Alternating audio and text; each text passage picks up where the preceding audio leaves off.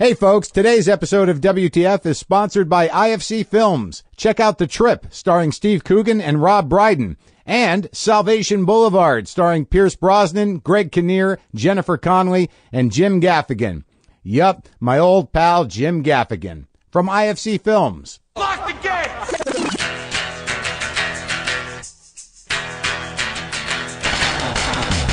Are we doing this? Really? Wait for it. Are we doing this? Wait for it. Pow! What the fuck? WTF. And it's also, what the fuck? What's wrong with me? It's time for WTF. What the fuck? With Marc Maron.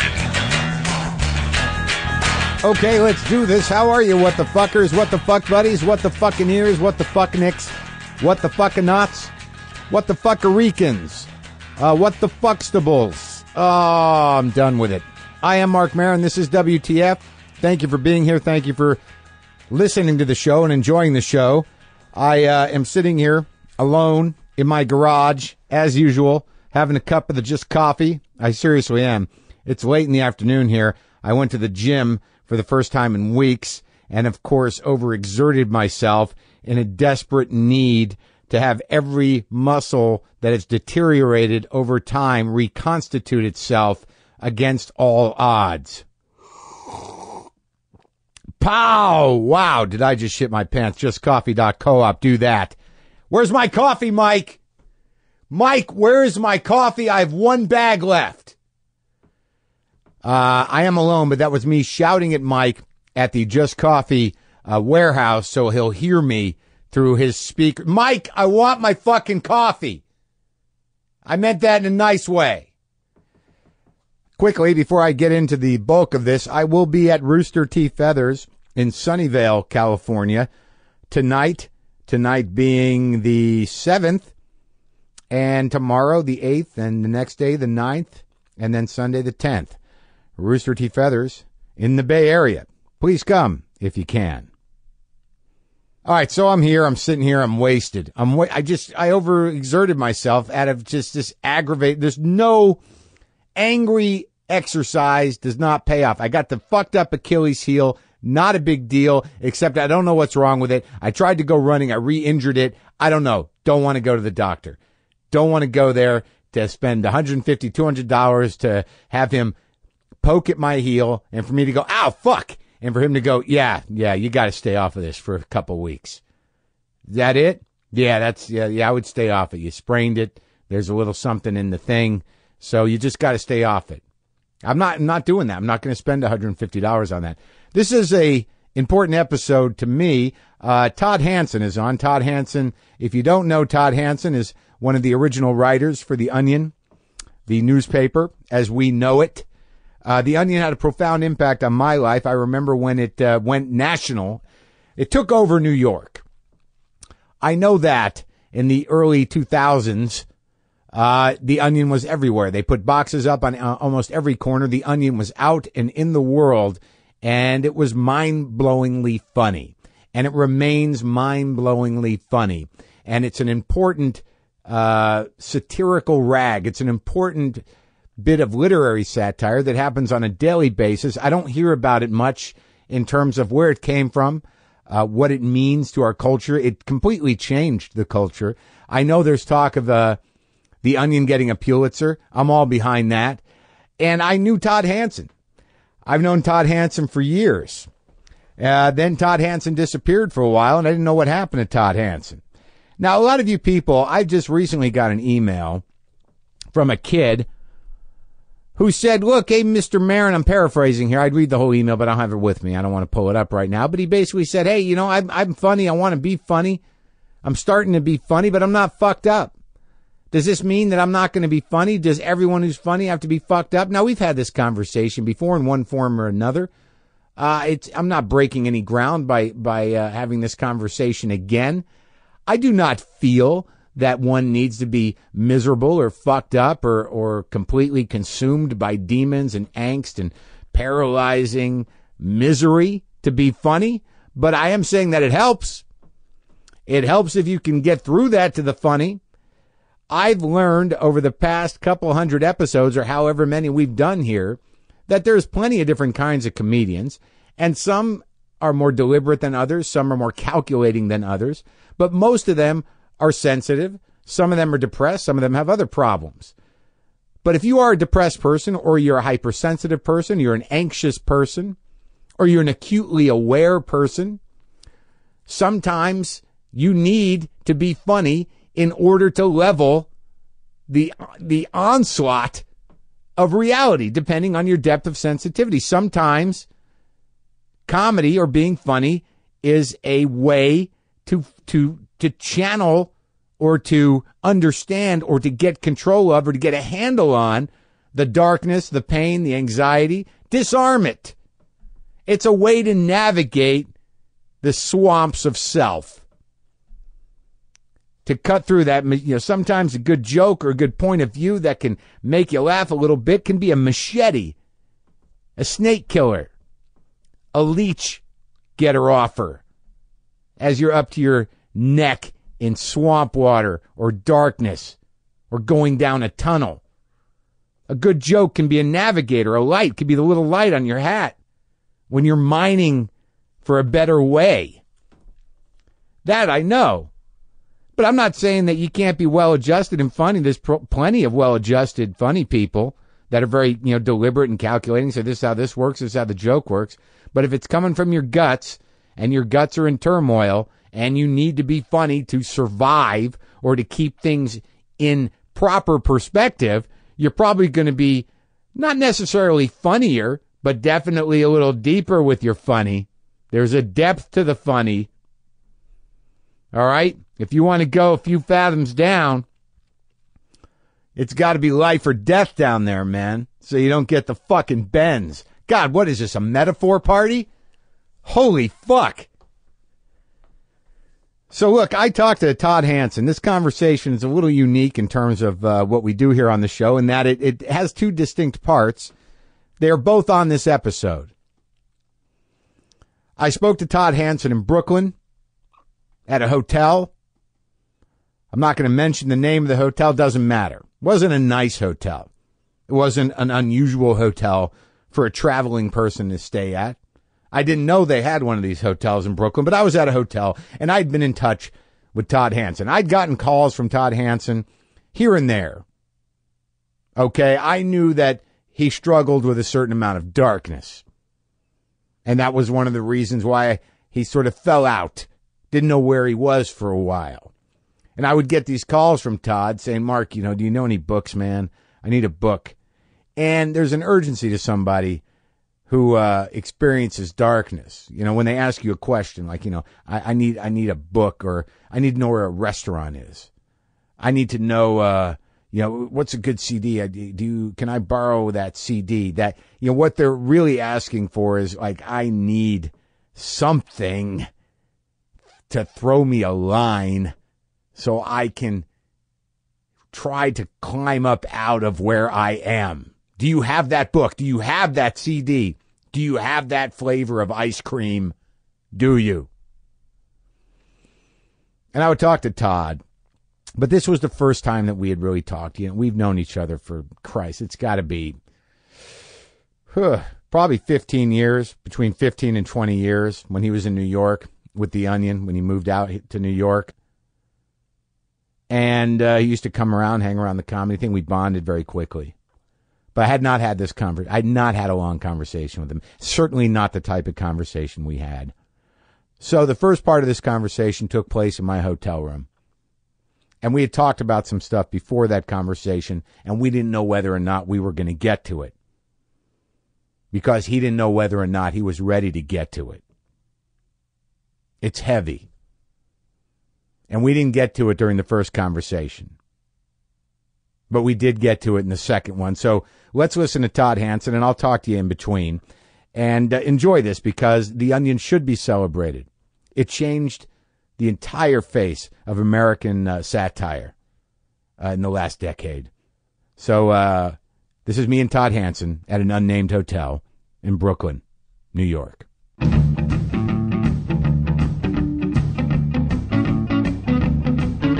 You guys know a few weeks ago I told you about the movie The Trip from IFC Films, and if you haven't seen it, you should still see it. It's a good movie. Again, I'm a little biased because I'm a middle-aged guy. It's playing in theaters everywhere, nationwide. You can watch it also in your home through video on demand on your cable or satellite system. I've heard some feedback. A lot of people love the movie. Why am I talking about it like I was in it? I recommended it. I did like it. I thought it was charming. But also, if you're a British comedy fan and a middle-aged guy, holy fuck, it's really going to have an impact on you. It's a great movie. Now, I'm excited to see this film. It's a new film from IFC Films. It's called Salvation Boulevard. It's starring Pierce Brosnan, Greg Kinnear, Jennifer Connelly, Marissa Tomei, Ed Harris, Jim Gaffigan, funny man Jim Gaffigan, and Howard Hessman. Oh, my God, that's two fucking funny people. And you know what? Greg Kinnear and Pierce Brosnan can go either way. But there's definitely two very funny people in this. Apparently, it's a comedy about a mega church. It's about the leader of the church, the preacher. It's about his ulterior motives as a real estate developer and preacher, and it takes place in a small western town. It's based on the novel by Larry Beinhardt, who also wrote Wag the Dog, so you can get an idea of the tone there. Salvation Boulevard opens in New York and Los Angeles on July 15th. It expands to more cities in the following weeks and is available nationwide on video on demand starting July 27th. So check out The Trip, which I know is good, and check out Salvation Boulevard starting on the 15th, which sounds fucking excellent. From IFC Films.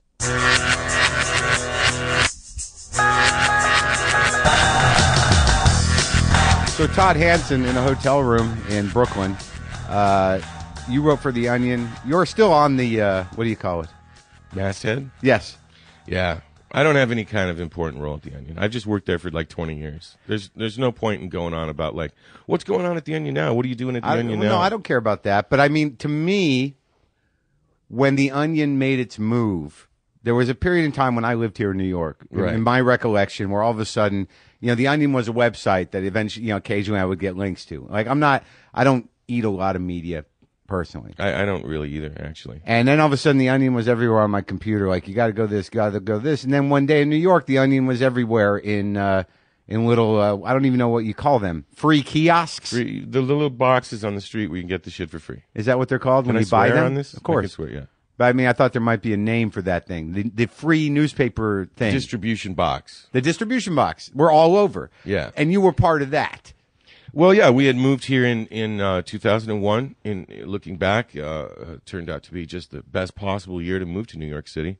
Yeah, it was a very. There was a lot of heat on New York in 2001. it was a great, fulfilling, wonderful place to be in 2001. And little did we know we had the most traumatic mass murder of our generation waiting around the corner after we moved here. But yeah, it was around that time that we met, and I remember coming to New York and wanting so badly to, experience cool comedy as opposed to just regular comedy, and I never had access to it before, and so I got here, and our PR guy at the time was a guy named Michael O'Brien. I don't know if you know him. Yeah, he was my PR guy for a while. I know Michael since he was a little PR guy. Yeah, he's a good guy. And anyway, he said, oh, well, you got to go to Luna. Yeah. So I go to Luna, and it takes me 2 or 3 visits to Luna to figure out that the guy that is the genius of Luna is this guy, Marc Maron. Oh. This guy, I singled him out. It's okay, this guy's amazing. Kindred spirit. Yeah. And to that day, since that time, you've moved around. You've lived in New York, sometimes lived in California, other times you've lived around. And every time I run into you, it's good because I feel like, okay, somebody who can understand me. Yeah. It was always that. I do want to say though, I had the most hilarious telephone call from you about, I don't know, 3 months ago or something. Did I call you or did you call me? Well, I called you, and you called me because I said, hey, we were both in Satiristas. We haven't talked in a while. Right. And then you called me back, and then you even followed up. Yeah. Because I told you, oh, man, I'm depressed, you know, this and that. And you said, oh, you got to read Sam Lipsyte. He just came out with a new book, The Ask. It'll make you feel so happy. Read the Ask. Come on, Todd. You're a cheerleader for me. You're on my side. Yeah. And I felt good. And then I didn't get back to you for a while, and about 6 months later, you gave me a follow-up call. 6 months? Just to be a nice guy. Yeah. And this is the call. May I tell your listeners what Sure. the call was? Okay. I thought this was classic Maron. The call was you were driving, okay, Right. and you were on your cell phone. And Yeah. you said, "Hey, Todd Hanson, this is Maron. Listen, I'm driving right now, and I'm on my way to a psychiatric specialist who specializes in sexual," and then it just went because it broke up because you're driving. And so I thought the message was over, like there's 30 seconds of and then it comes back in clearly and I hear you go, "Because of my recent behavior. So I hope that that makes you feel better about your own life, I guess, And to this day, I don't really know what was in that missing transcript, part of the transcript, but I don't want to know. The point is, it did make me feel better. It made me smile, it made me laugh. I thought that's classic Maron. Yeah, I probably it was probably a good 3 minutes or that. But how long were you waiting for that to come back on? Yeah, well, yeah, that happened, and I unlike depression, which I've experienced in my life, compulsive behavior is something that you can live with a little more comfortably. If you work it into your schedule. That's right. Yeah. Or you build your schedule around it more. The schedule is secondary to compulsive behavior. Yeah. How do I fit a life around this? But before we get into that, now, Yeah. so you came from Wisconsin? I came from, I lived all over the Midwest, but didn't live in Wisconsin until I was 16. But then I stayed there till 2001 when we moved to New York. Your family was in Wisconsin? Well, my family moved to Wisconsin just for the last 2 years of my high school. Right. And then I went to UW-Madison, dropped out, and then because I was a loser who had no ambition in life, did not leave the town I had dropped out of college from and just stayed there for 15 years. What were you working? If you can call it working. I mean, I call it working. Minimum wage, unskilled labor, 40 hours a week. I think that counts as working. What was your last job like that? I mean, I know what I was a restaurant guy. I was a restaurant guy, but I was always back of the house because I never wanted to go out and deal with humans. Couldn't handle the rejection of being a waiter. Yeah, I couldn't either. So what I did was I was just dishwashing. I used to grill, make sandwiches. Yeah, see, Some that's light skilled grill labor. work. I was more in the realm of unskilled labor. I don't know. I could fuck up dishwashing, but I could make a sandwich. I got to be a really good dishwasher, man. If I may with brag. the machine, with the cable with squirter. This cable squirter and the pull down thing. I got to be so fast that they would let me break the normal rules of dishwasher. You were a dishwashing revolutionary. Yeah, they let me break the rules. Like you're supposed to only have a cigarette break at certain times. You're supposed to be on time, clock in on time. Because if you don't clock in by 1, then the lunch dishes are going to pile up too much, and they're not going to have enough for dinner or whatever. Yeah. But I could come in at 1:30 or 2. They didn't care because they knew I was so fucking fast. You knew that if the guy in the shift, And no matter how piled up the dishes were, I would just bam, bam, bam. I would get them. I turned out to be a really excellent dishwasher, which is an awful thing to have to brag about. An awful thing to have to hang your self-esteem on. I don't know. There's a zen to it. Because that sound of the coil squirters in the restaurant dishwashers against the stainless steel, which was like a thin stainless steel, had a good pop to it. There was a percussion to it. Yeah. Am I right? You know what I'm talking about? When Yeah. that hit water, it's like you heard that little ping of it. Yeah. But I'll be honest with you. Some of the best cigarettes I ever had in my life were, in an apron behind a restaurant. Yeah. You're just out there by the dumpster with the other dude. Yeah. Talking. Yeah. Usually, you go into a restaurant, you've been up all night drinking or on blow or whatever. You're on 2 hours of sleep and you made it through the rush. And that cigarette where you're just sitting there, it's victorious. It's like Robert Duvall in On the Beach in Apocalypse Now. There's a victory to it. Yeah. Am I remember one time- romanticizing it a little? I remember one time I'm wearing the big rubber apron and I'm sitting out there and I'm smoking, Yeah.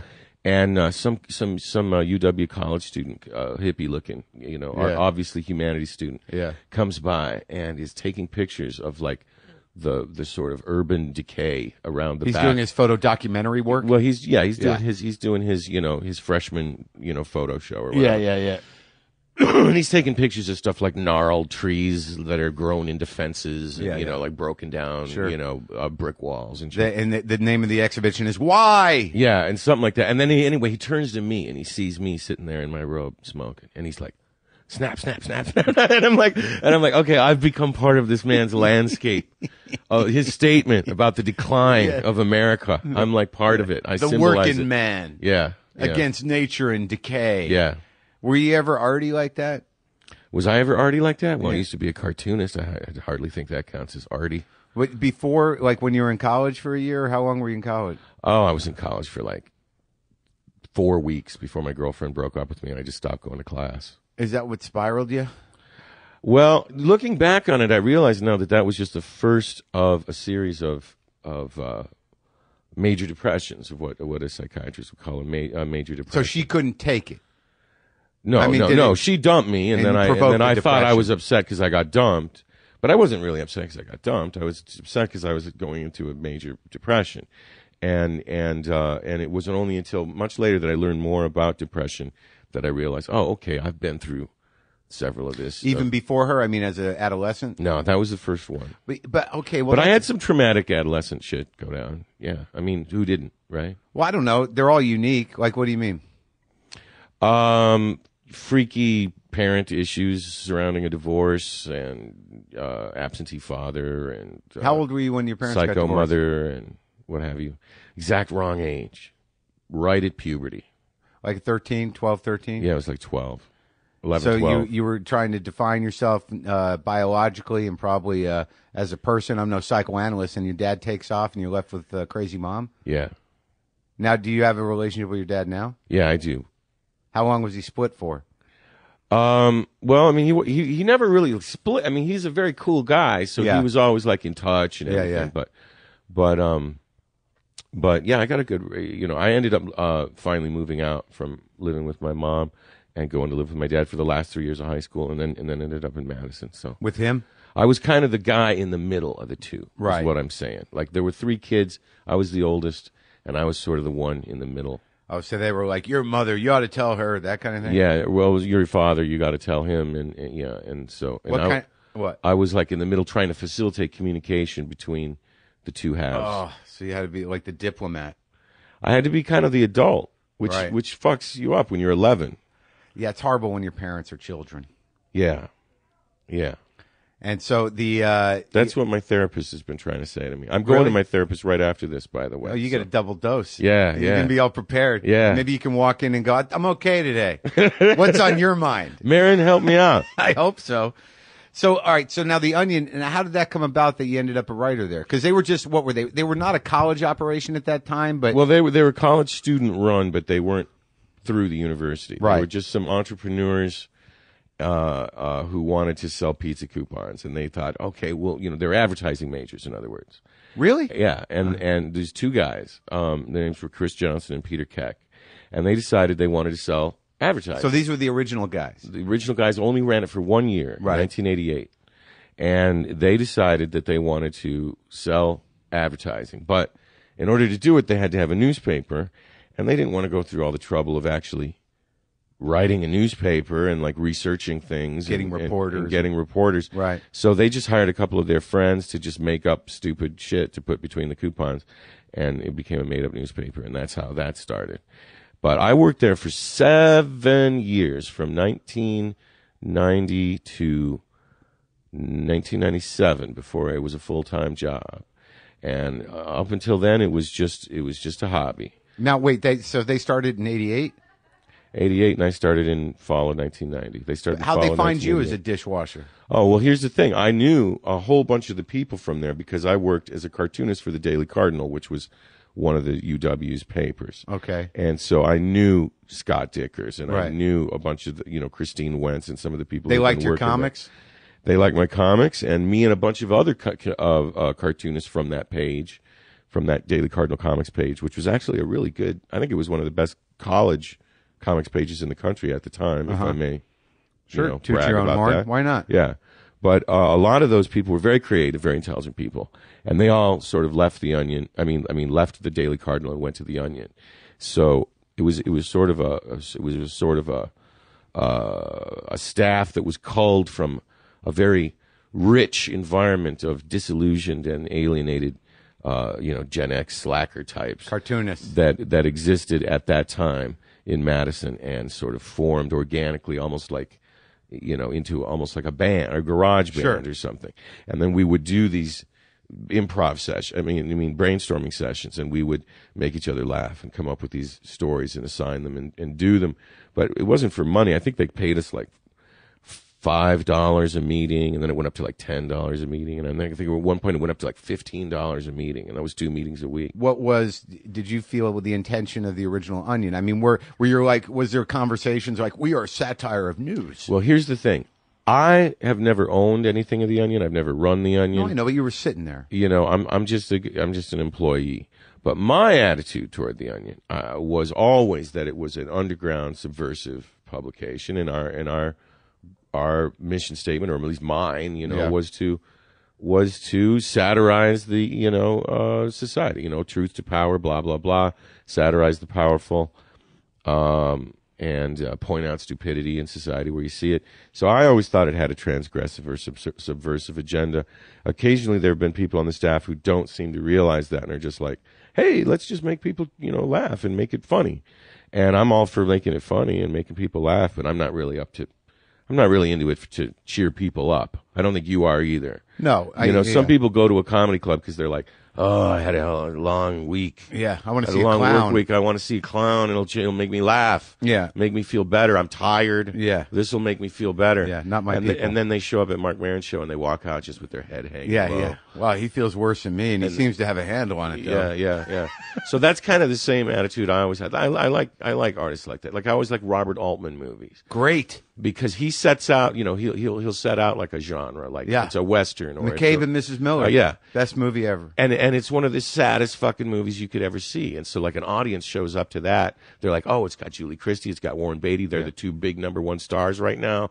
It's a Western. It's from the maker of this big blockbuster MASH. Let's go see McCabe and Mrs. Miller. It's going to be this entertaining Western. And instead they see this bleak, horrific vision of that man never killed anybody. Of just human folly and destruction. The rise of capitalism. Yeah. And I always love that when people do that. That's one of the reasons I like your work so much. Yeah. You said something yesterday at the last podcast you recorded at the Bell House. Wow.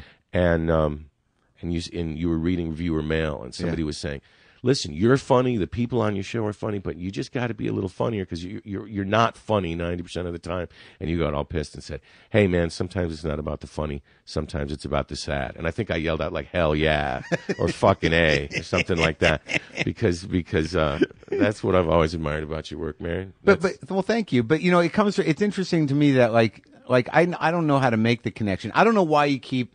Every time you bring up the Onion, you go out of your way to say you were just an employee or just a writer. Because when you guys came to New York, you and the other guy, the sort of kind of brittle Jewish guy. What was his name? Siegel. Siegel, the guy that wrote The Wrestler. He wrote an Academy Award-winning film. But it doesn't like my experience with him. He was always I always liked him, but like he always seemed to like me, like he's a little neurotic and defensive, and he always Jewish. Yeah, Jewish.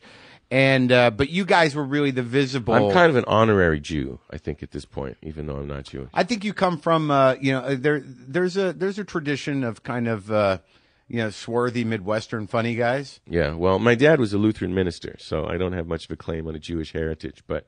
Well, Lutheran, at least he was Lutheran. I do kind of have the Jewish thing going. I don't know. But you guys were very visible in terms of representing the Onion. When there was a panel. Yeah. I mean. You wouldn't have called yourself the head writer at that time? I was the head writer at that time. Somebody else has the title now. I'm not sure. I'm not even sure what my title is. I think my title is like 20-year man, something like that. But you were the head writer here in New York. Yeah, I was at that time. And my title has changed at various times over the years. The titles at the Onion are very fluid, just kind of like there's a team, you know what I mean? And, at times I've been called an editor, at other times I haven't been called an editor. At times I was head writer, at other times I was just staff writer. At times I was a screenwriter for that awful Onion movie that got made. Yeah, I think I auditioned for that. Yeah, well, all the best people in New York auditioned for it. None of them got hired. I was like, what the fuck is going on? That should have been an early warning sign that something was going wrong with that. But when the move to New York happened, when the biggest expansion of the Onion, and I think the kind of vortex of its explosion in terms of cultural relevance was, you were the head writer then. Fair to say, yes. Okay.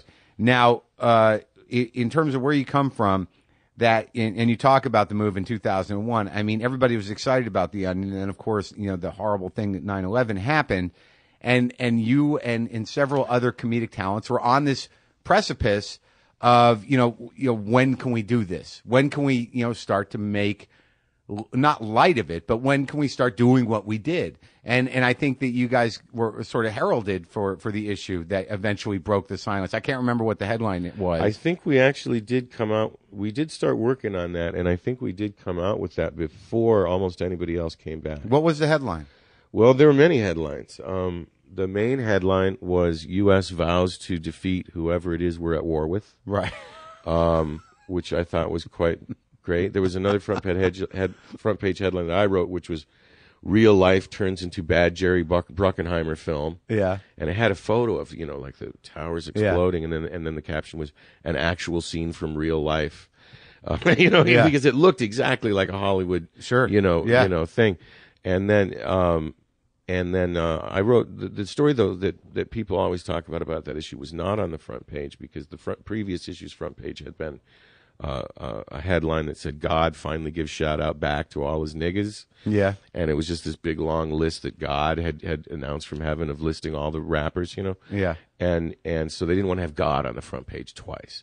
So they put God on the inside. But this is a story that people bring up to me, which was God angrily clarifies.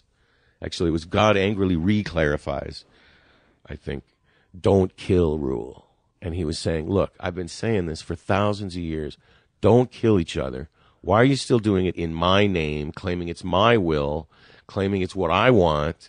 I put it in simple one-syllable terms that just about anybody can understand. How much more can I explain it? You're pissing me off now. Quit it. Yeah. And at the end of that story, God actually starts crying. And I was actually crying when I wrote that. I mean, it was not a cheerful comedy, cheer people up kind of issue. It was funny, cry, more than funny, ha ha. Right. Yeah. Which is good funny. Well, I mean, it's also the only appropriate way to respond to that situation. Everybody's freaked out. Nobody felt like, hey, let's be establishment, while the establishment, lays in burning embers at our feet. You know, it was just not. It wasn't anything anybody felt like. You didn't feel like being irreverent. Right.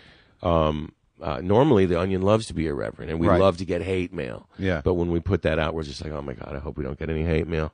Because you all felt pretty close to it. Yeah, and we did get a lot of hate mail right at the beginning of the day, but then throughout the day we started getting hundreds and hundreds more, eventually thousands of emails, and 90% of them were not only supportive, they were like ecstatic. They were saying things like, God bless the Onion, thank you, the Onion, right? Thank you for giving me the first laugh I've had in a week and a half or whatever it was. And this was literally in September. This was like right after, And did you find that you set a sort of tone? Because like the interesting thing about the Onion, as a comic, I mean, there's been several, when I did sort of read it, or when people would say, "Did you see this?" or whatever, there's been several times where I'd be like, "Well, there goes that fucking joke. Fuck Todd." Like I remember one. Well, you just in all fairness to the rest of the staff, I want to point out that it was fuck a lot of other people too. Because I was writing the guy. No, I know that, but you were my face, right? And and I'm not sure I even really said that I was making a point, but I just want everybody to get credit. Well, when you did those things, when you would come up with a headline, because when you said clarify or re-clarify, are there, when someone comes up with a headline and it feels like it's got legs, do you all sit around and sort of chip away at the poetics of it? Yeah, we do. And it's very much a team process. Right. It's very much like being in a band. Now, lately, in recent years, the Onion's become a lot more of a corporate institution. I mean, it hasn't been bought out by any corporation. It's still an independent little company. I still like to consider it an underground publication, although some people say you can't do that because it's part of the mass media. Yeah, now. who says that? But who says that? Well, sometimes people you get those emails. You fuckers sold out, man. But it's like no, but we didn't. I mean, we're not. Viacom doesn't own us, right? You know what I mean? So, right.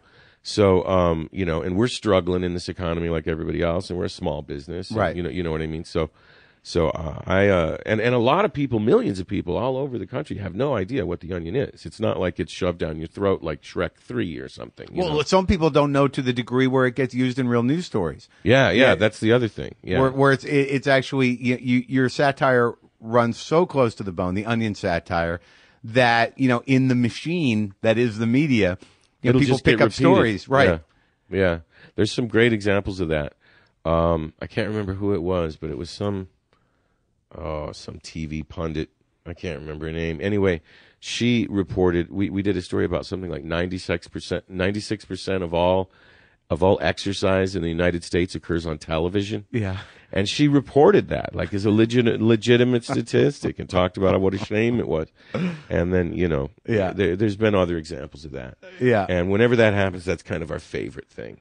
Because we like that even more than when people get the joke and laugh. It's sort of when people don't get the joke and think it's real. That's kind of our favorite thing. It's media. What do they call it? What does Adbusters call that? They call it media jamming. Media jamming. Yeah. That's it's a great thing because that outside of the satire of the piece itself, that when it actually enters the media landscape as a reportable fact, it's almost like that story becomes an assassin.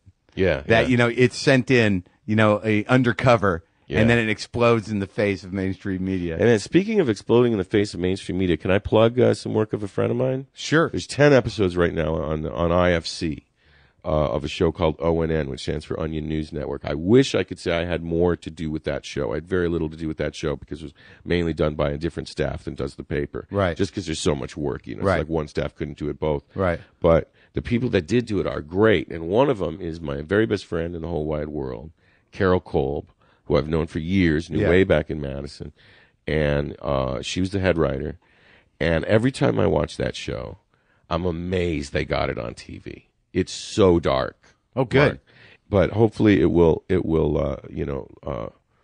on in DVD form or something like that after that. But the point is, all of the characters are unlikable. Like it's got all these great reviews, except for some reviews that say this show isn't going to be a hit. It doesn't have any likable characters, and I'm like, yes, that's the point. It's a news crew. It's a news crew. Show. Everyone on the news. Well, it's a parody kind of like a CNN or Fox News or any one of those like high profile cable news shows. Yeah. And all of the characters on the show, all the reporters, are just assholes. They're just awful people in one way or another. Especially the main anchor is just an awful woman. But they recently had an episode where Al Qaeda attacked the United States. Yeah. And they won at the end of the episode. Like Al Qaeda won and defeated the United States. And I'm just like, how did you get that on the air? That's amazing. It's just so uncompromisingly harsh. Well, and dark. And that's what I love about it. And the great thing is that the woman that they cast in the role is just a real former Fox News anchor. No, that's great. She's not a comedian at all. Yeah. Well, you love that. Yeah. Well, and I'm definitely looking forward to watching the show. But how do you feel in general about how The Onion, and when you were there, set the tone of a specific type of satire, and nothing ever really did it better. And then when Stewart reinvents the Daily Show, he pulls from Onion writers. I mean, he pulled Ben Carlin to be his head writer. Is he a buddy of yours? Ben Carlin was the editor in chief of The Onion for a couple of years before he went off to L.A. and then eventually made it back to New York to work with Jon Stewart. And I'm not claiming that The Onion gets credit for what Jon Stewart does. My God. No, of course not. But what I'm saying, that would be ridiculous. But it's interesting that and same with the Colbert Report. My good buddy Rich Dahm, who was the editor of The Onion for many years, was one of the co-creators not one of the co-creators, but one of the people who helped create the Colbert Report. And it makes sense because He's a producer there. The Onion set this standard of effectively and succinctly satirizing the news format, which starts with newspapers and then becomes. I think even in the evolution of broadcasting, that type of reporting, eventually becomes what is a news show. Yeah. So the idea. Well, they also did radio and, Right, and yeah. other things in the But you know that it makes perfect sense that John and Stephen would draw from you guys. Yeah. Well, speaking of great moments in Onion history, we also had this thing. It wasn't Onion Radio, but it was. I guess it was part of the Onion Radio news, but it was a page on the Onion's website, which was the weekly radio address from President George Bush. Right. Because he had one of those on whitehouse.gov. Sure. So we created one that looked just like whitehouse.gov, but it was on the Onion site.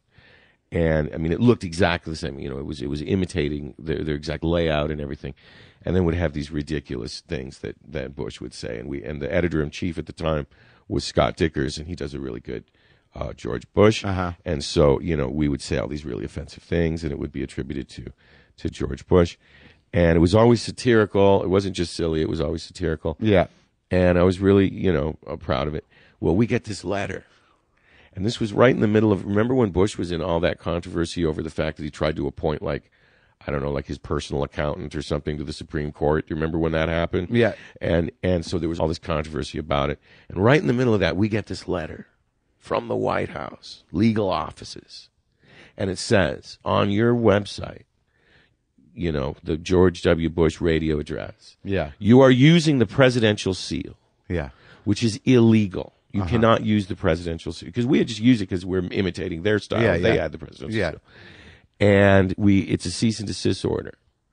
And so what Dickers did, and this is one of the great things in the history of the Onion, what he did is he just sent a copy of it to the New York Times, or he CC'd a copy to the New York Times, and he also wrote back to them. Yeah. And he said, in these times of legal troubles for the White House, I'm really surprised that anyone at the White House legal counsel has time to worry about protecting the president from comedians. We've checked with our lawyers, and from what we understand, we're not in violation of any law, and so we're just going to keep doing it. And and then the New York Times ran a thing about it. They ended up looking silly because they're, you know, wasting their time sending a letter to the Onion when they should be dealing with the Supreme Court. And the greatest thing about, we have that letter still framed on the wall at the Onion offices.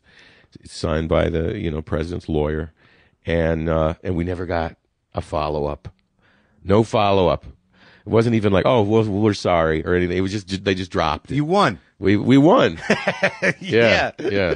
That's hilarious. Yeah. And in that White House, it's sort of interesting that, you know, especially with that president, George too, that, you know, as somebody who myself will obviously, you know, focus and obsess on small negative things. And I have found recently that it's just a way for me to get out of myself, to engage. Like, you know, life becomes very overwhelming, but it's very petty. That, you know, people like Nixon and people like Bush, you know, that even in his administration, someone would say, like, you know, look at this thing. And I could totally see that president saying, well, let's do something about this. Mm-hmm. Let's show these little fuckers. Mm-hmm. What do you think? I don't know. Like, I like to think that Bush was probably preoccupied with something slightly more important. I don't like, think so. Like clearing brush at his ranch or Sure. something. Anything to get him out of himself and focus a little bit. And it was probably some lawyer of his that just, you know, sent out a form letter. But you know, our fantasy is that we took on the White House. Yeah. No, you did. You know. I mean, yeah, it's legitimate. I mean, they were talking about the presidential seal. Yeah. And we said, look, to the best of our knowledge, we're allowed to use the presidential seal. If we're not, you know, you can call our lawyers, but that's what our lawyers said. And that was it. No follow up. The one thing that there was a thing you ran on the cover that I remember, like, oddly more than other things, only because I think I was doing a bit that was similar, was the Starbucks Phase 2 thing. Oh yeah, how Starbucks is entering phase 2 of their well, operation. you just showed a boarded up. Yeah, Starbucks. they're like, they announced, we will no longer be serving coffee. We are currently preparing for phase 2. You know, having established these locations all around the country, and they never said what phase 2 was going to be. It was just some nefarious, unknown thing. That was you know, so funny. You know, like they're going to open suicide squads there or something. I have no idea. Was that yours? No, that wasn't mine. That was, I think. Oh man, I used to have the whole Onion catalog memorized. I could tell you every writer who wrote every one. But I've been working there for 20 years, man. I can't remember anymore. I wish I could give credit to whoever wrote that. That was a good one. I think the person who wrote the story was Cruson. Yeah. But I can't remember who wrote the headline. What are your favorite headlines of the outside of the God one and how you handled 9/11? Well, the best Onion headline I ever wrote. Right. I can tell you that. What was that? Well, it was after again, we're going way back in time, but it was shortly after we moved to New York and shortly after Bush had in theory won. Yeah. I'm making, your radio audience can't hear me, but I'm making finger quotes around the word won because he didn't win anything. Right. But he won the 2000 election. And shortly after that, his daughters, who were college age, started engaging in all kinds of crazy kegger behavior and getting themselves arrested and doing, partying and, I don't know, going on Girls Gone Wild or whatever it was they did. Yeah. And so Bush made this announcement to the press, and he said, please lay off my family. This is my personal family. This is my personal life. That doesn't belong in the papers. Well, this, from the same, party that had just spent 2 years, examining every single detail of Monica Lewinsky's mouth. And just how many inches, deep it was and everything else. So, but they're like, no, it's just personal life. Sure, so leave it out of the papers. Yeah. So immediately, Rob Siegel, the editor-in-chief at the time, he comes to the writing staff and he's like, okay, everybody write Jenna Bush jokes. Yeah. Write jokes about Bush's daughters. And so we all sat down and brainstormed a bunch of jokes about Jenna Bush. And mine is the one that got through and got published. And it's my single favorite thing I ever got. It was just a one-liner. There was no article. But I loved it because it sounded like it was really intelligent, political commentary. Yeah. But it wasn't. It was just like a cheap vagina joke. Yeah. Is all it was. Yeah. It was vulgar as hell. Yeah. But it was framed as if it was some sort of sophisticated political joke. And the headline was, Jenna Bush's federally protected wetlands now open for public drilling. And I was so happy about combining highbrow and lowbrow. And people bring that up to me to this day. But I think the best thing the Onion ever did in terms of what you said about people taking it seriously and not realizing it wasn't real is, remember when Harry Potter, like there were fundamentalist Christians saying it's Satan, it's teaching children about witchcraft. Yeah, it's witchcraft. Sure. So what we did was we ran this headline. This is, I think, even before we moved to New York. And it said, 20 million children under the age of 12 now swelling the ranks of the Church of Satan because of Harry Potter. Yeah. And it was all this misinformation about just validating this ridiculous, false belief. And we got not only hundreds, but thousands of emails from people that were of one of two types. One was fundamentalist Christians writing in to say, thank you for finally telling the truth. Right. I'm forwarding this to all the people in my church group. This finally a major newspaper has come out and admit the truth. And then we also got a bunch of emails from people saying, do you realize that like the Christian radio station in my town is reading that out loud and claiming it's real? And they're actually saying, and if you don't believe me, you can look it up on the web. It's www.theonion.com. Like they would even cite the source. And we got reports that people were quoting from it from the pulpit. Really? And it made me so happy, especially because, and this is the best part of the story, is my dad is a minister, Yeah. But he's not a crazy Christian. He's like a reasonable, anti-war Bob Dylan. Well, the Lutherans, like if Garrison Keillor is any indication, are fairly, decent. Yeah. My dad's into Garrison Keillor. Sure. So he went to this ecumenical meeting, right, of all the different churches in his town that they have once a month. And everybody went up and said, I think the thing we need to talk about this meeting is this article, which proves the Harry Potter books are satanic. And, because it had quotes from Rowling saying, the purpose of my books is to lead children into the worship of Satan and stuff like, right. Which was just fabricated. And no one would believe it unless they were retards. Yeah, which these people, essentially were. And, they were also looking to fuel their narrow-minded person. They were looking for anything to back it up. Yeah. So anyway, the first guy gets up and says, "Oh, I want to talk about this." The second guy gets up and says, "Oh, I want to talk about this." My dad lays low. Yeah. Decides to go last. Yeah. Waits till everybody goes up and gives their spiel about this article. Then he comes up and he says, I think we've learned a valuable thing today about faith. Because there's a difference between faith and what you don't understand and admitting your own doubt and leaving it up to God to resolve the questions that you can't answer. But there's another kind of faith, which is when you're so willing to believe something that you will accept something as true without even looking into whether or not it is. And a good example is this article about Harry Potter, which everyone had been talking about. Right? And he says, this article is in fact not real. It's a hoax, and it's not even really a hoax because it's a piece of comedy that was written by a newspaper called The Onion in Madison, Wisconsin. And I happen to know this because my son is the head writer of that paper. And so I think, this gives us a little lesson about how much we rush to believe things we want to be true. And he gives this whole sermon about it. And then he goes and sits down and he says, it's just silence in the room. Because everyone in the room hates him. But they can't say anything because he's right. He's right. You know what I mean? You ever been in that situation where everyone disagrees with you, but they can't yell at you because you're right? Yeah, and they can't admit how stupid they look. Yeah. Like their brains are just going, well, how can we spin this misinterpretation into something that's that still has teeth? Yeah. It was great. He just defanged them all. That's pluck, awesome. Pluck. And nobody said a word. Did he call you up and say, I'm proud of you? Yeah, he did. He did? And I said, Dad, I'm proud of you. That's fucking great. Yeah. Well, that's a fine father-son moment to have. Yes, it was. Well, it's clear that the Onion has effectively changed, global media culture, and you were part of that, which is exciting. Now, we talked a little bit about what fuels us. I personally found that much of my anxiety and depression, that my father is bipolar, so the story goes, and I had those diagnoses are always real up in the air, aren't they? Well, it's just weird because I had to investigate myself, because he's very proud of the possibility that I might be depressive because, I'm his son. He's like, that's my boy. Look at him, and suicidal. Yeah. But my suicidal boy. Yeah.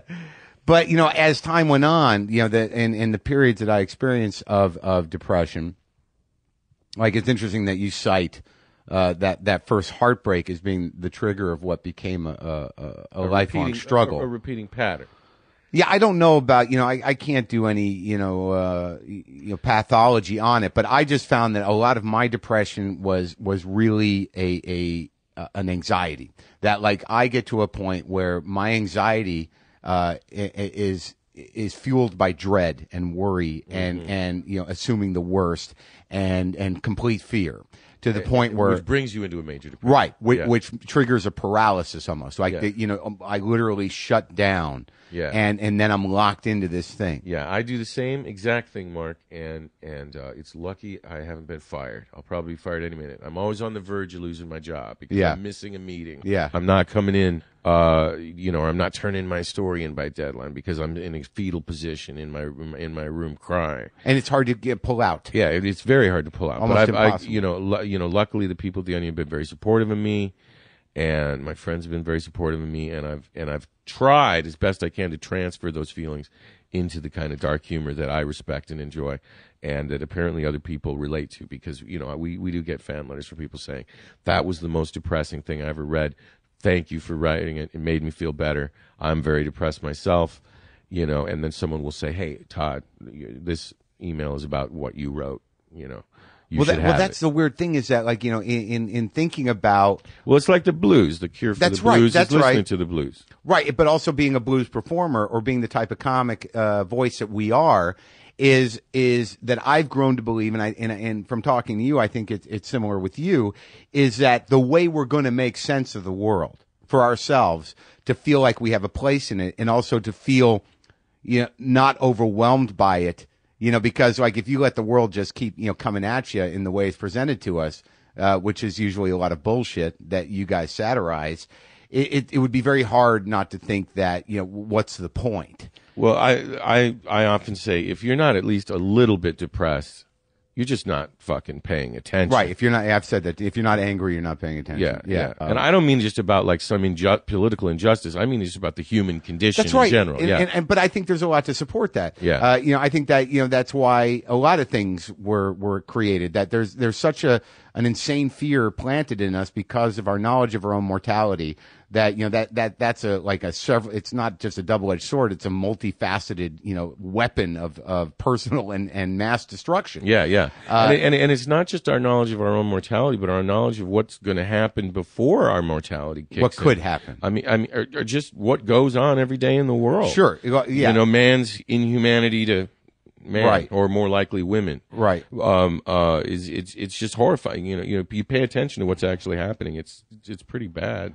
Right. But there's beautiful things too, like this moment between you and I, Mark. Well, so things make up for it. Right. But how are you at experiencing that? Like, I find that when I internalize, when I'm in my head with the depression, that there's some safety in it because, I'm familiar with it. But when I have human experience like you and I are having, or when I do have the distance from my own brain to actually say, like, this is a joyful moment, I don't know what the fuck to do with it. You don't know what the fuck to do with the joy. Mark? Yeah.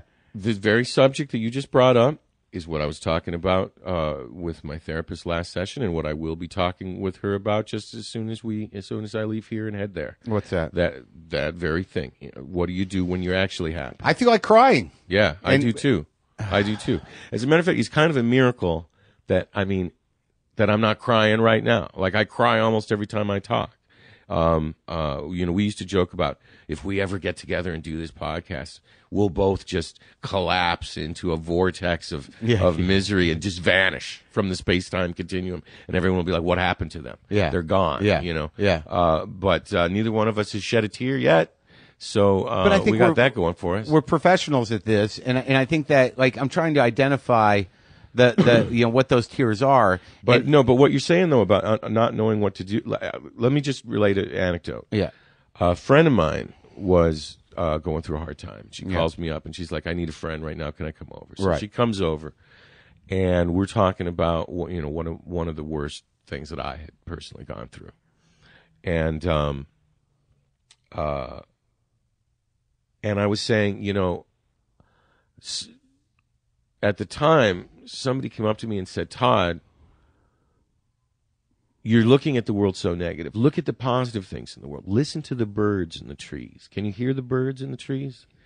The birds are singing. Listen to the birds singing. And I said to the guy, I appreciate what you're trying to do, but when I hear those birds singing, I'm not hearing the happy twittering of happy little creatures.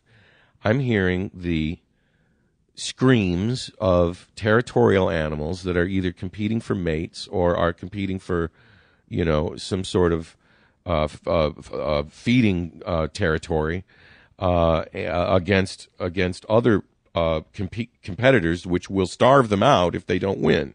And in the kill or be killed, eat or be eaten, cauldron of murder that constitutes the natural world.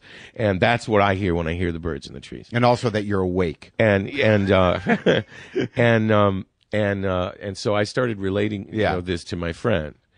And my friend said, yeah, but when birds are, she's like, oh, but you were like in a really bad space that time. So you were hallucinating. You were hearing something that wasn't there. You were hearing these frightening cries of the birds instead of the happy songs.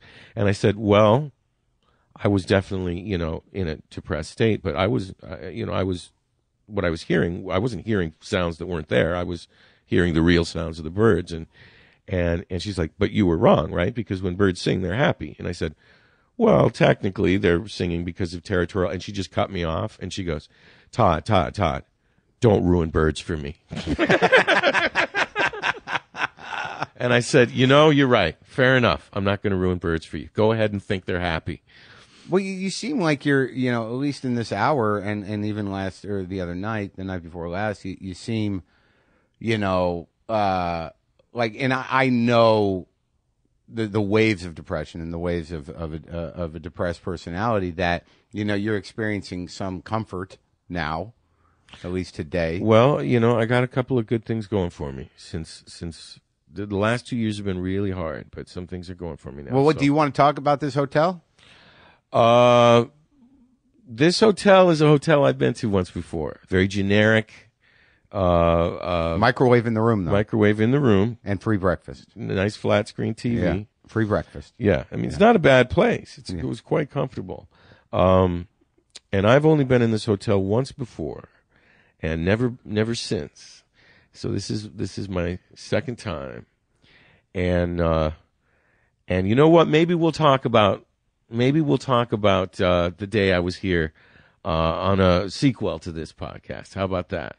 I don't know if I feel like talking about that right now. But the point is, this is a big day for the therapy of Todd, thanks to the help of his friend Marc Maron, and I sure appreciate it. Well, I'm glad you're doing all right, man. Yeah, it was great talking to you.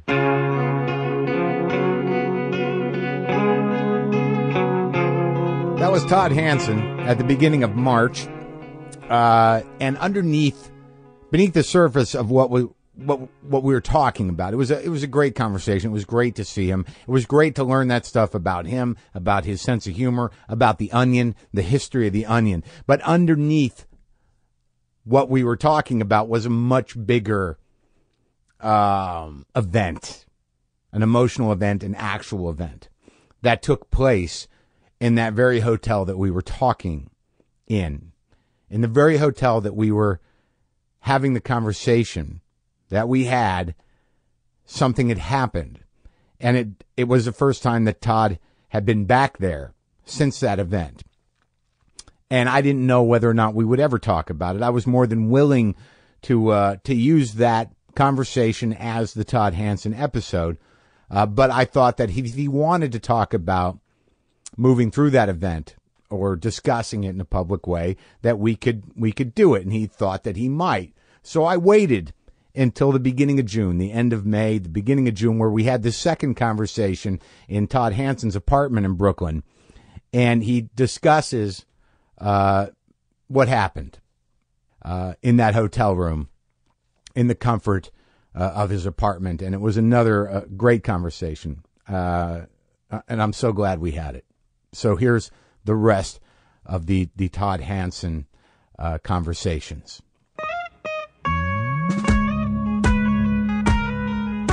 It's been a couple months since I talked to Todd Hanson at the...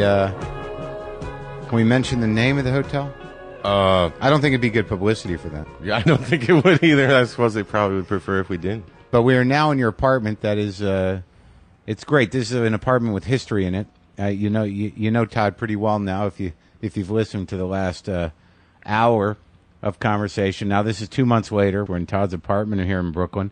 It's got those great wooden shutters. I love it, man.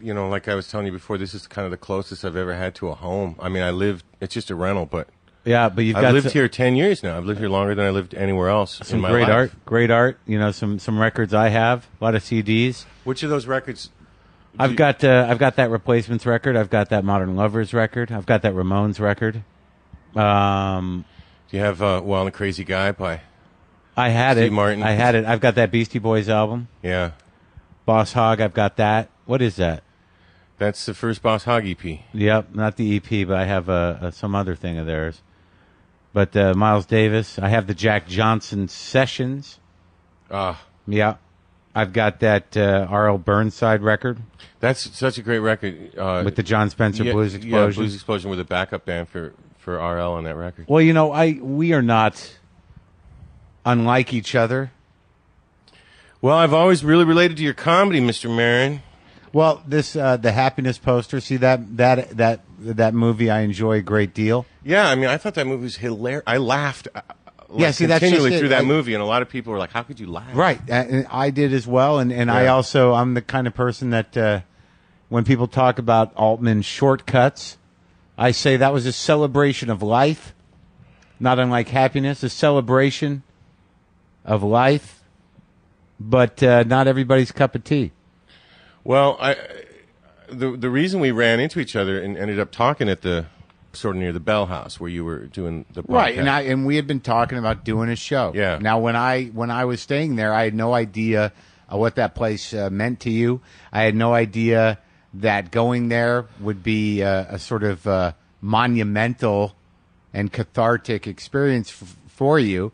And we talked a bit after the last conversation we had and a bit before. And now, after a few more conversations on the phone, here we are in your house, and we have a little more reflection about what that place means and what that is. And what was it to you? Well, like I said, I'd only been there once in my life, and I had no intention of ever coming out of it when I checked in. That was in, it's like January of 2009. You went there to end it. Yeah, I mean, yeah. And it was what the doctors call a intent to die suicide attempt, as opposed to a call for help, right? Or cry for attention, or whatever. What's the difference? Well, you don't want anybody to stop you from pulling it off. So you check into that place, not too far from the house, shitty hotel. Yeah, I didn't want anybody to find me. I lived here with my roommate Brian at the time, one of my dearest friends, and I didn't want him to deal with it. Right here, yeah. And I figured, anonymous hotel, a maid comes in, freaks out for 2 seconds. They call the paramedics or the cops or whoever deals with it. I left a note for the cops. Yeah. So walk me through the day. Well, I mean, it was a day that it wasn't so much a day as it was like, years and years. Yeah. We talked the last time about how much the reason we ran into each other at the Bell House is because you said, as part of you were reading the mail, and somebody had complained about that you weren't focusing enough on laughs or something on your podcast. Right. And you said, "Oh, fuck you, man. Sometimes it's not about the funny, sometimes it's about the sad." Yeah. And as I almost always do, not almost always, always, when I watch you on stage, yeah. I related so much to what you're saying. And I went, woo! Yeah. Like that. A little woo! And you immediately knew that it was me. Yeah. Because we've talked about all that stuff before. Yeah, sometimes it is about the sad. And I've been sad my whole life. And yeah. I had enough. But, how long have you been thinking about it? I mean, how long have you been thinking about, actively doing it? Where the depression was so relentless, how long had you been planning that? Well, I mean, I hadn't ever really allowed myself to plan it until maybe 36 hours before. I mean, there was certain shit I threw away, whatever, I didn't want people to find going through my shit, or whatever, private stuff. Really? But, so you but actually, not much. What was that, like writings? Some some writings pictures of some you pictures in drag and all the drag photos went right straight to the butt garbage. plugs gone. Butt plugs were in the curbside. Certain things, I was like, I can't, no one can see. Know that party. No one can know about the Little Bo Peep outfit. Yeah. So I hid that. But in all seriousness, it was mostly writing. Yeah, and I trashed it. I trashed some things, and that was like the night before, and then, but I had been in a horrible state of depression. I mean, you know what it's like to go nuts, and you certainly know what it's like to be melancholy, and But have you ever been through like a major depression, what they call a major depression? Well, I lived with my father is a manic depressive, and my bouts with depression, I think that my suicidal ruminations were more, just relief based. I never got really. I never felt like it's been a long time since I was so heavy hearted that I couldn't get out of bed, but I did feel hopeless. Yeah, the hopelessness is the thing, and I know that feeling to a degree, but I never I was always able to eventually get through it by draining other people. Well, I don't know. Maybe I did you I deplete didn't feel everybody? Comfortable depleting any people anymore. Maybe I felt. I certainly have done that. Mm-hmm. I've leaned on other people, and I've leaned on other people since. My best friend Carol and her husband Tony. Tony. Yeah. and it was really other people. You know, I mean, you know, like I say, it was. I mean, my mind was made up. It wasn't like I was. When I did, and it was through no fault of my own that I ended up waking up. So you decide 36 hours, then you throw away some writing, you throw away some artifacts that you don't want found. You call the hotel. I mean, I had never checked into a hotel in the neighborhood. I didn't know where to go. I don't know why I went to I just went to the closest one. Right. I mean, I should have gone to the Palace or the whatever. nicest one. Yeah, I should have gone to the Grand whatever in Manhattan. But I think you're an authentic guy. So you thought I wasn't interested in. If I'm going to do this, I just want to get it over with. But you go to a hotel that seems that it could accommodate that. You're not going there because you're happy. Well, it's a fine establishment, okay, as I'm sure you can say. So fun. But it's a little weird going in there to do that podcast because I'm like, well, at least the room is going to be totally different. And I was like, oh, no, it's the exact same layout in every way. Same little sign, next to the bed that says relax. Yeah. But the window was open. Do you remember that? You remember that detail? Yeah, I do. When you went, what'd you bring with you? I didn't bring anything with me. I mean, I brought my pajamas and a robe for some reason. I don't know why. And then I brought a pad of paper and a pen and a canister of pills and a bottle of Scotch whiskey. Because I had read that you need another central nervous system depressant like whiskey or alcohol to ensure that the pills work. So you did some research benzos. on what pills? Yeah. Which ones? But I didn't do good enough research because. What pills? Xanax? Yeah. Yeah. I took 60. I read on the internet that 6 combined with being drunk would be enough.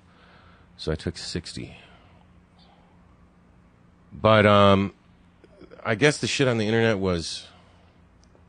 I mean, maybe I'm the first person to point out that they discovered a factual error on the internet, but apparently, maybe that information wasn't correct, or maybe, I mean, nobody really knows. Like, I talked to the doctors, and they're kind of like, we don't really know why it didn't work.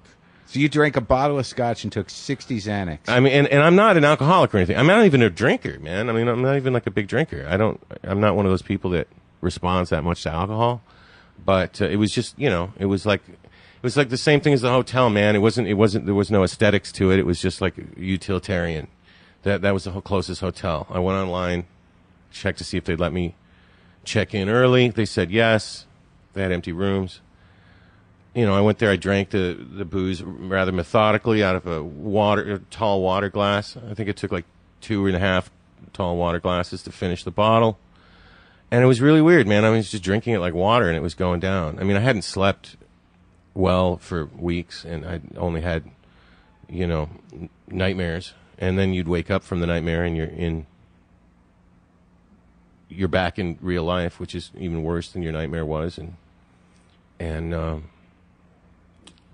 I don't know. It was weird. My body did not reject the alcohol. Is what I'm trying to say. Even though normally I can't have more than 3 drinks without being.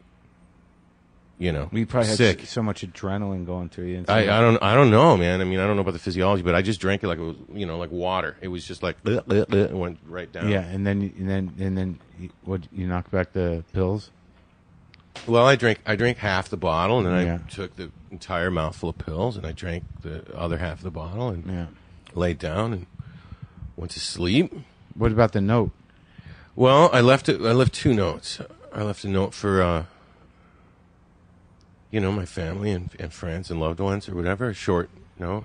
And then I left another just informational note for the cops. I mean, all this stuff later.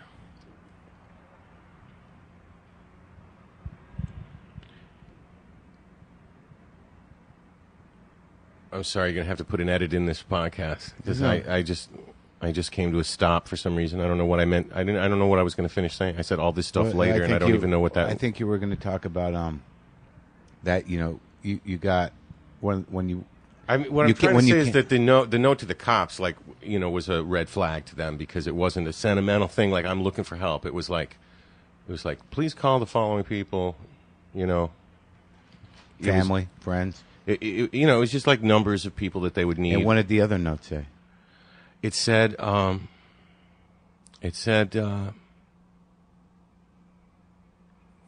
well, Maron, it said, it was very short, and it just said that I've been very lucky to have received so much love from so many people, and I was really grateful, and I didn't mean to hurt anybody, but I couldn't deal with it anymore, and I had this sickness for 20 years, and I was sorry, but that it wasn't anybody else's fault, because they'd all been way more than nice to me. I mean, nicer to me than most people get, and certainly more than anybody deserves, you know, or anybody has any right to expect anyway. You know, I mean, I felt very, very privileged, and so I didn't want to send that. I didn't want to send that love into a bad place, but of course I did. I mean, what else could you do? I mean, I don't know. It didn't make sense, is what I'm trying to say. So you write these 2 notes, and then you went to sleep? Yeah, I went to sleep, and then I hear a maid banging on the door. And I'm like, shit, you know, I checked in early because they said that, you know, I did set this up on purpose. They said that the maid would not come at the normal time. But the maid must not have got the message. Now they're interrupting the thing. What if I get discovered? I don't know what's going to happen. Well, what I didn't understand, Mark, was that it was actually more than 24 hours later. The maid had not come by mistake. It was the next day. Yeah. And nobody knows why I was alive at that time. I wasn't supposed to be. I shouldn't have been, but I was. How'd you feel? I felt like, fuck. I mean, I didn't know that it was the next day, and I just felt like, fuck, this is going to interrupt it. It's going to wreck it. Right. And I tried to, you know, talk my way out of it, you know, so as not to be without discovered. Opening the door? Well, no, I mean, I had to open the door, but I tried to hide the notes, whatever. Yeah. You know, but the point is that I was, like, absolutely blotto. I mean, it was 26 hours later or something, but I was on so much benzos that I was barely coherent. Right. And my memories of that maid coming in the room are like, you know, opening the door, talking to someone, you know. Just kind of like, I know those kind of memories, blackout memories. Yeah, I mean, I don't have any experience with blackouts, but just fragments. But yeah, but at that time, yeah, it was like I can barely. Anyway, they eventually found me at my house. So I don't know if the hotel threw me out, and I was like, "Fuck, where do I go now?" You know, I just wanted to lay down and let the pills finish. So somehow or another, you left. Then you remembered to throw the notes away, though. Well, yeah, but I mean, they were in my pockets. Oh. You know, blah blah blah. But okay, so they were just in your pocket. So somehow you end up here. Yeah, and my roommate, my neighbor, April, saw me on the street. I mean, as she was walking down to the street, walking down the stairs, and I was on the landing, and apparently I had been trying to open the door, but couldn't work the key because I was so, you know, sedated, that I could barely stand or whatever, and I couldn't hardly talk normally, and she's like, "You okay?" And I'm like, "Yeah, no, I'm fine." And so she said, "All right," and she laughed, but then she thought about it, and she came back, and I was still fumbling with the key, you know. And then she said she noticed that my shoes were on the wrong feet and that I had a bloody nose. I don't know if I fell. I don't know, you know. I must have tried to throw my clothes on real quick before I answered the door at the hotel. I don't know. But I don't remember having the wrong shoes on my feet or hurting my face. I don't know. Maybe I fell down while I was staggering home. I mean, I don't know how I ended up back here. Maybe they thought I was a drunk because they found the empty bottle of scotch. Right.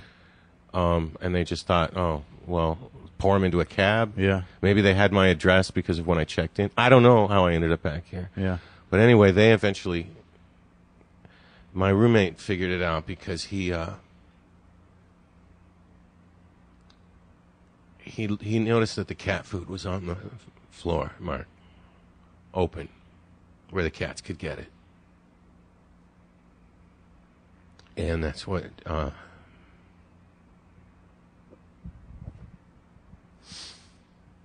made him figure it out. You got this cat here. Yeah, this is one of the two guys. I was trying to... That's the other thing the note said to the cops. It said, please find my cat at home.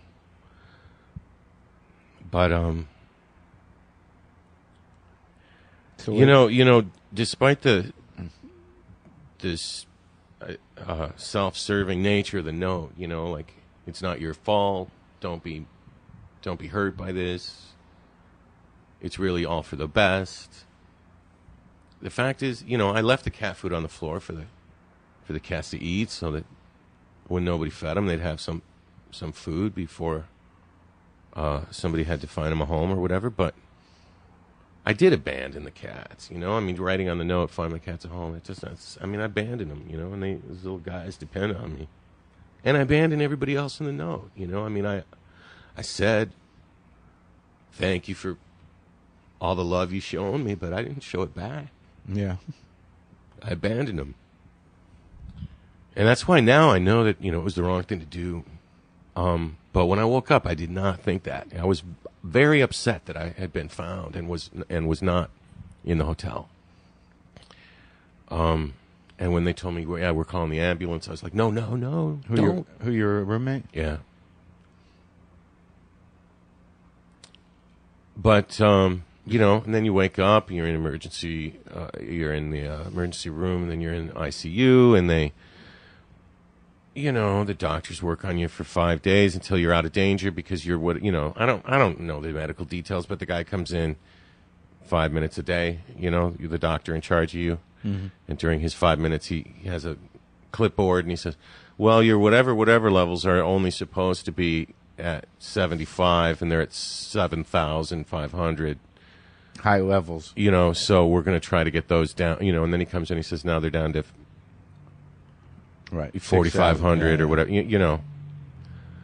And then you spend 30 days in the locked ward where they take away your shoelaces because they quite correctly know that you do not want to stick around, don't want to be helped. And you felt that through that whole time?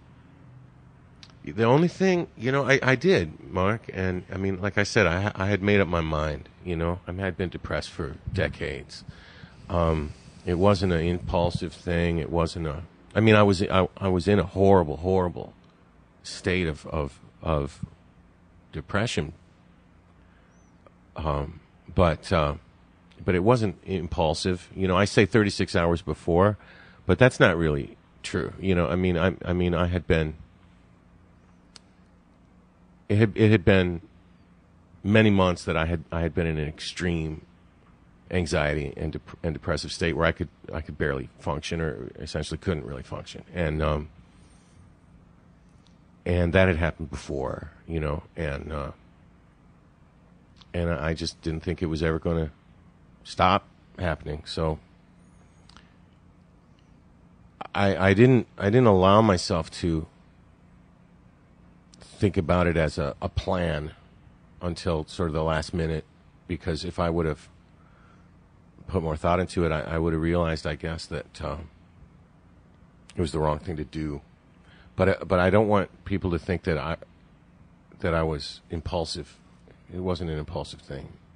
Yeah, and now, okay, so you were in 30 days of lockup. Then what started to shift your? Well, you know, it certainly wasn't any therapy provided by any doctors, and I mean, I was on a lot of drugs just to sedate me because I was in such an anxiety state I couldn't sleep and you know everything else. But it wasn't any medicine they gave me, and it wasn't any therapy they gave me. It was other people. It was other people, man. There's so many people came to visit me. So many comedians came to visit me. Weirdly enough, you know.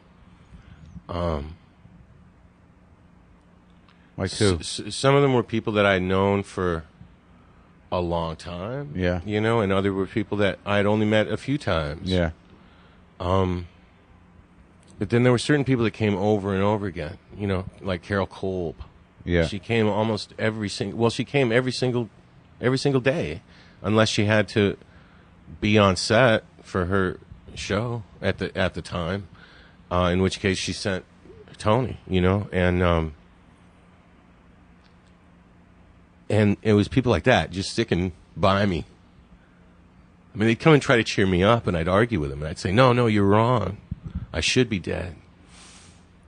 But I mean, the way I look at it, I guess, Maron, is that I didn't choose to come into the world the first time. I didn't. I was just sort of found myself in that circumstance because my parents had sex. And it was kind of the same way this time, at age 40. I'm 42 now, and I think of it as a second birthday. That's what I call it with my friends or whatever, because I didn't choose it any more than I chose the first one. It was not anything I would have opted to do, but I found myself in that situation, and so many people showed a lot of love, and I just thought, well, I can't disrespect that, I mean, it's too special of a thing, and it's too rare of a thing in the world to take what little of it there is and transmute it into pain by abandoning all those people that they're trying to tell you they love you. You know? Yeah. And somehow or another that kind of I mean, when I finally checked out, I really had nothing. Like I had not really changed my mind about anything. I wasn't really wrong about any of the circumstances that were going on at the time. I mean, everything that was going wrong was in fact going wrong and continued to be going wrong. But I had like two things, and the first thing was like I had decided that all these people's love was worth preserving, and therefore I had a will to live, but I didn't have a desire to do anything. I mean, I had no idea what the future would hold. It's like being a baby born, and so for the last 2 years I've been kind of crawling back from that, and man, I'll tell you, the whole first year, all I did practically was like sit on this couch every night, and I had my cell phone, and I would just call. And if I didn't get anyone on the line, I'd leave a message and call the next number. And if I didn't get anyone on the line, I'd leave a whole bunch of messages. And then somebody would call me back, or they wouldn't. But I would lay here on this couch holding the phone like a teddy bear, waiting for it to ring, Yeah. And if somebody called back, then I'd cry on the phone with them. And if nobody called back, then I'd cry alone, And it was, it was like that for a long time. And then there was the first anniversary of it, and that was like second birthday. Second birthday. Or second, I guess. Mm-hmm.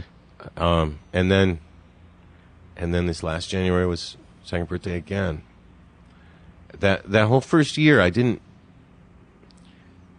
was just miserable every day, I mean, but I was like not gonna. Were you taking any medication? Or are you going to see a therapist? No, yeah, of course, yeah. I mean, I had been.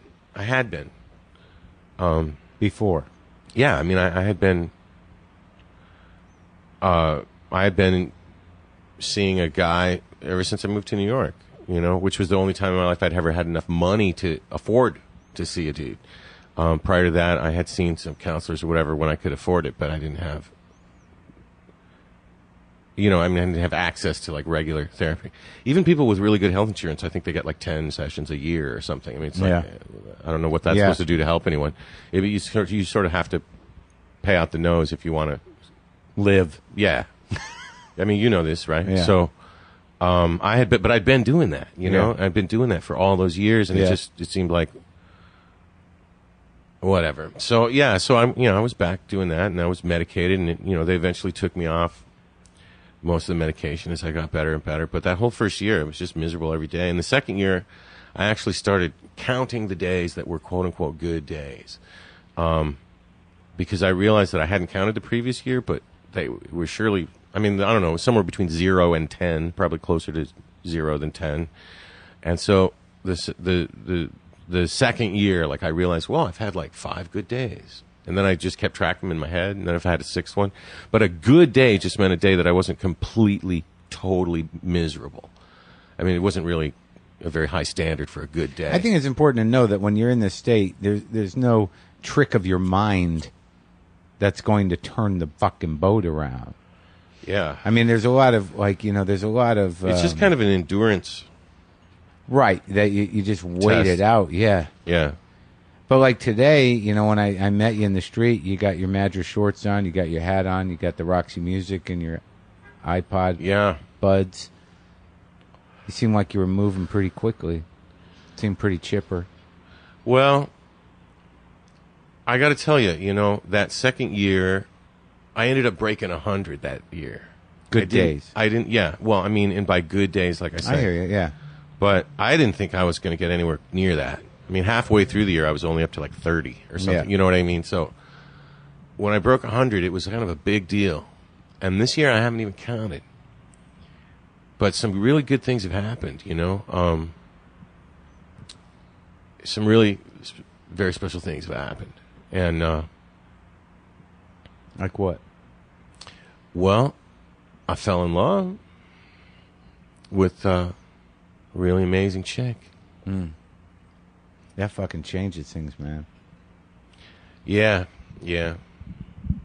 I mean, everything had been going south for a long time, but I don't know. We'll see what happens. I don't know. The way I look at it, I'm like, what, almost 2.5 years old now? Yeah. In this, you're a big boy. So I'm getting ready for toilet training soon. I have object permanence. I've had that for a good while, and I got some things going for me. So I figure, I don't know what the future will hold at all. And you're writing? I'm thinking about all kinds of new stuff. It's a new situation. Yeah. And I'm talking to some people about maybe a book, and I don't know. We'll see what happens. I mean, I'm 42. I got my whole life ahead of me. Yeah, and you look good, man. I'm trying. I'm hanging in there. The last couple of times I talked to you, you're very earnest and deliberate and raw and honest. But like I know, like I got choked up there like 10 minutes ago, and I've been around. I can read. I can feel deep sadness in others, and right now, you don't have it. You're right.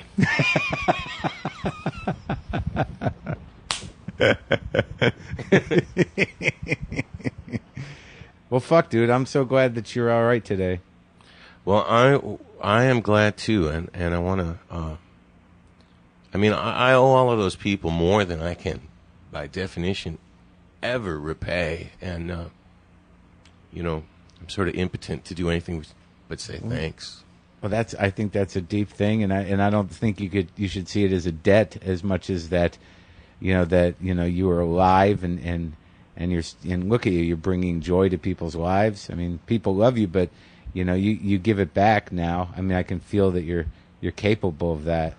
I mean, that's a big change, that you can see past your own darkness to share some light, because you always did that with your humor, and I'm sure everybody was concerned for a long time. Yeah. Well, you're a good guy, dude. You light up a room. What are you going to do? You're just going to have to live with it. I light up a room with my dour No, you know what I'm saying. Worldview of the human condition. Yes, but that's shining a light in the tunnel. When you are just the tunnel, it's a completely different energy. But on a good day, all that cat needs is that bag.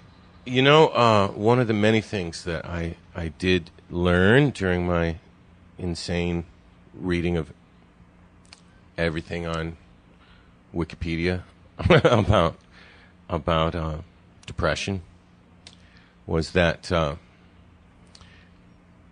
one of the highest level of the defense mechanisms is humor. So we're operating at a high level? Yeah.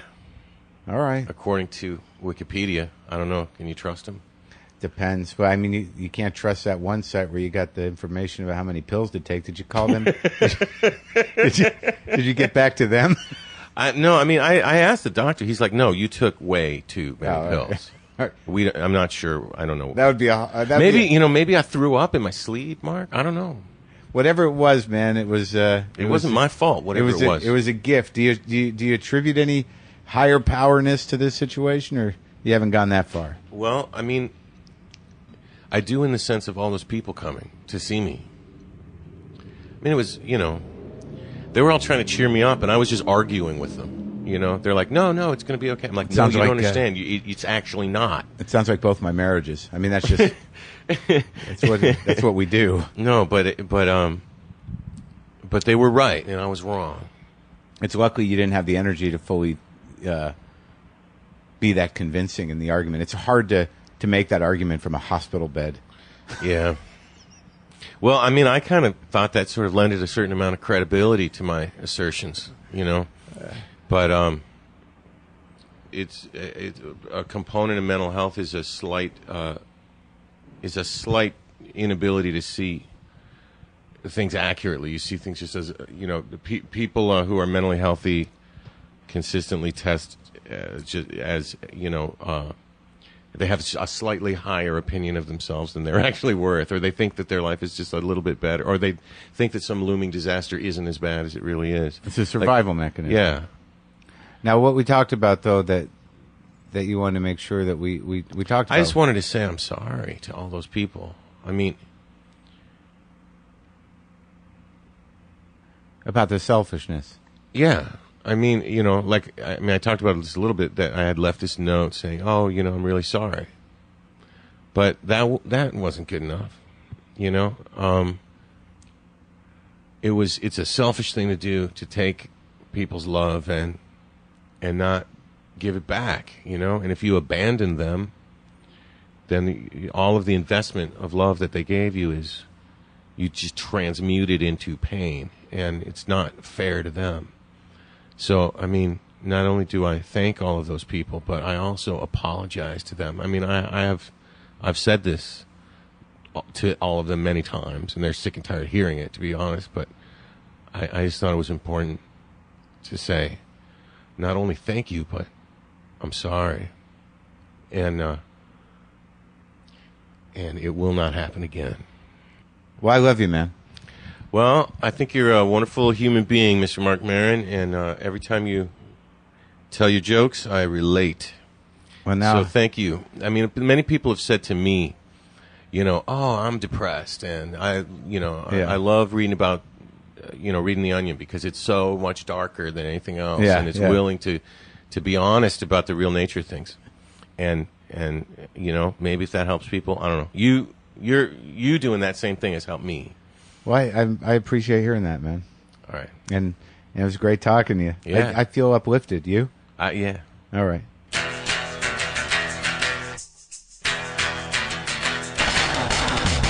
Well, that's it.